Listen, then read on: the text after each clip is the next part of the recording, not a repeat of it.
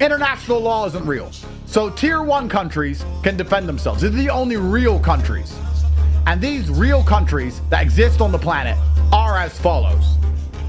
USA, Russia,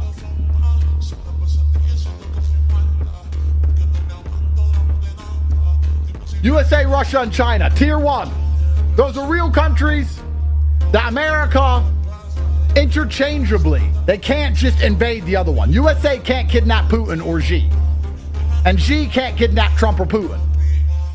You understand? These are tier 1 countries that can defend their national interests. Then you have tier 2 countries. Tier 2 countries can't defend their national interests on their own. So they have to decide which one of the tier 1 countries they want to be friends with. But they get a choice, at least. These are tier 2 countries. I'll give you an example.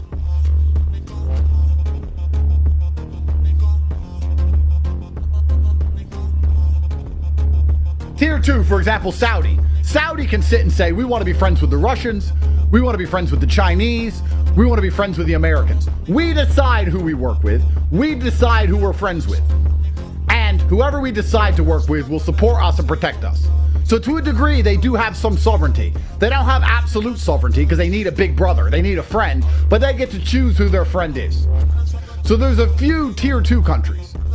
But the majority of the countries on Earth are tier 3, otherwise known as shitholes. And shitholes don't get a fucking choice in anything.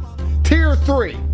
And let me think of an example off the top of my head of a tier 3 nation that don't get a fucking choice in anything.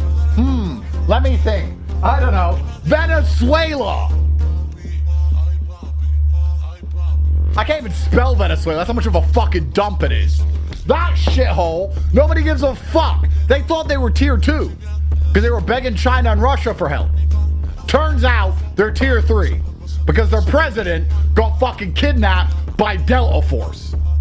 I'm in Romania now. Guess what? Romania is a fucking tier 3 dump. They tried to have an election and it got overthrown and changed and went back to what they they overthrew the election last fucking 6 months ago and said, no, we want another person in charge. Why? Because the other person's part of the EU and the EU is part of the big conglomerate that belongs to America. Europe's not sovereign. Europe's not independent. Europe is America's bitch. Europe is America's hoe. So you don't get to decide in Romania who the boss is, and you don't get to make decisions that are good for Romania. In Romania, you get to make decisions that are good for America. Because you belong to America.